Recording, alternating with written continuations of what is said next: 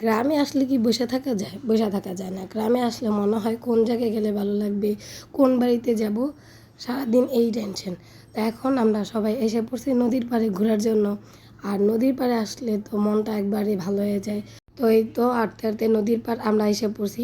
এখন হলো বাটা মানে পানি চলে যেতেছে জোয়ার বাটার সময়।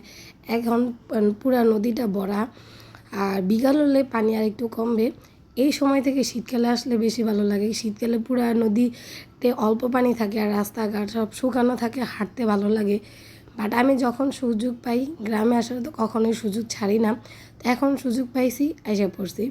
তো আমরা ঘুরতেছিলাম ওই নদীর পাড় থেকে এই পাশ দিয়ে আইসা যে একটা নৌকা পাইলে হয়তো আমরা একটু নদীতেও ঘুরে আসবো। তো এই কারণে এখানে আসছি। আষাঢ়ে একসাথে মানে আমার সাথে নিয়ে আসছি। তো ওরে যদি না ঘুরায় ঘরে বসায় রাখে ওর কাছেও তো ভালো লাগবে না। তার জন্য এখন নদীর পাড়ে যেখানে নৌকা আছে ওইখানে যাইতেছি, জানি নৌকা দিয়ে আমরা ঘুরতে পারি। আর গ্রামে হাঁটতে অনেক বেশি ভালো লাগে। আমি কিন্তু বেশিরভাগ সময় গ্রামে আসলে খালি পায়ে হাঁটি। এখনও কিন্তু আমি খালি পায়ে নদীর পাড় পর্যন্ত আমি খালি পায়ে হাঁটতে হাঁটতে এসে পড়ছি। তো এখানে রাসেল ভাই নৌকা একটা ঠিক করতেছে, ওইটা দিয়ে আমরা ঘুরতে যাব। তো এবার বলছি একটু বড় নৌকা নিতে, জানি বাচ্চা বেশি, বড় থেকে ভয় জানি কম লাগে। ছোট নৌকা দিয়ে গেলে তো ভয়টা বেশি লাগে বাচ্চাদের জন্য, কারণ বাচ্চারা এক জায়গায় অনেকক্ষণ বসে থাকতে পারে না। সেজন্য এই যে বড় একটা নৌকা নিয়ে নিছি। এখন এটার ভিতরে লাফালাফি করলেও কোনো সমস্যা নেই, অল্প মানুষ আর বড় নৌকা। তবুও বাচ্চাদেরকে নিয়ে আসলে তো ভয় করে। তো ওরা অনেক দুষ্টামি করতেছে, ওদেরকে বলতেছিলাম সবাই চুপ করে জায়গা মতো বসো। তো এই তো নৌকা ছেড়ে দিছে।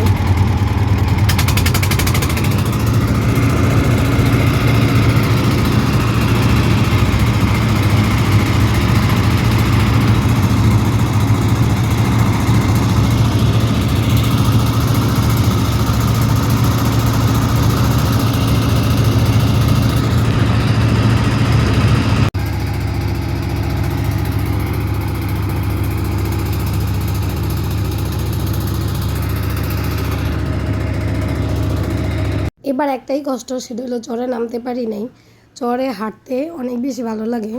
তো এবার তো অনেক পানি আর কাদা আর বাচ্চা অনেক বেশি, সেজন্য চরে হাঁটতে নামি নেই, শুধু নৌকা দিয়ে ঘুরতেছি।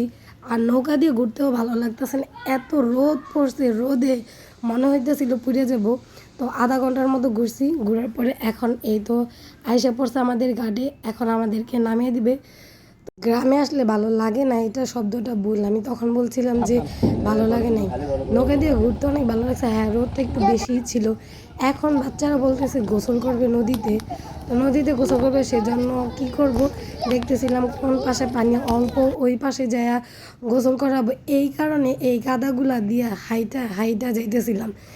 বাচ্চাদের ইচ্ছা তো পূরণ করতেই হবে, কারণ ওদেরকে নিয়ে আসছি এখানে ঘোরানোর জন্য। ওদের যেটাতে ওরা আনন্দ পায় ওইটাই করব। তো এই কারণে এই কাদাগুলা দিয়া হাঁটতে হাঁটতে নদীর এক কিনারে যাইতে চাইতেছিলাম, বাট ওইটা তো হয়ই না। আবার এসে যে নদীর এই পাশে যেখান থেকে আমরা ট্রলারে উঠছিলাম ওইখানেই আবার এসে পড়ছি, কারণ ওই জায়গাটা কম পানি আর বাচ্চাদের জন্য সেফ। তো এখানে কোনো সমস্যা না। আর এখানে অনেক বাচ্চারা গোসল করতেছিল, ওরা সাঁতার জানে। আমরা না জানলে কী হবে। আর যাওয়ার সময় কিন্তু পানি আরও উপরে ছিল, এখন কিন্তু পানি অনেক নিচে নেমে গেছে। এই যে সে জাত কিন্তু পানি খেয়ে ফেলছে। এখন আমি বলতেছিলাম আমার কাছে আসো, আমার কাছে আসো তাড়াতাড়ি। আসসালামু আলাইকুম, সবাই কেমন আছেন? এই তো আলহামদুলিল্লাহ, আপনাদের আমরা সবাই ভালো আছি। তো বাচ্চারা এখানে অনেক মজা করতেছিল। পরে গোসল করা শেষ, তারপরে বললাম উঠে এসে পড়ে, কারণ ঠান্ডা লেগে যেতে পারে। ঠান্ডার সমস্যা তো বাচ্চাদের এমনি অনেক বেশি। তো গোসল টোসল ওদের করা শেষ, এখন আমরা বাড়িতে চলে যেতেছি। আমার মনে হয় যাদের গ্রামের বাড়ি নাই তারা গ্রামের বাড়িতে যে আনন্দ মজা এগুলা কখনো বোঝে না। আমরা ছোটোবেলা অনেক আনন্দ করছি আইসা। এখন আমি চাইতেছি সারপ্রাইজ যেত এখানে আইসুক, আইসা উপভোগ করুক। গ্রাম মানে কি আর গ্রামের মজাটা কী, এগুলো তো শহরে কখনোই হয় না। তো অনেক খেলাধুলা, সারাদিন দুষ্টামানি করা, তো এই সময়গুলো কাটুক। আর আগের তুলনায় এখন তো সব গ্রামে অত আনন্দ হয় না। আমরা যখন ছিলাম মানে ছোট ছিলাম তখন অনেক বেশি আনন্দ করতে পারতাম। তো এই তো হাঁটতে হাঁটতে এখন বাড়ির কাছে এসে পড়ছি। তো আসার মেয়ে একটু অসুস্থই, কারণ ওর এই যে মাথায় পুরো গোটা দিয়া বইরা গেছে। ও অনেক কান্না করতেছিল, ওর কাছে খারাপ লাগতেছিল।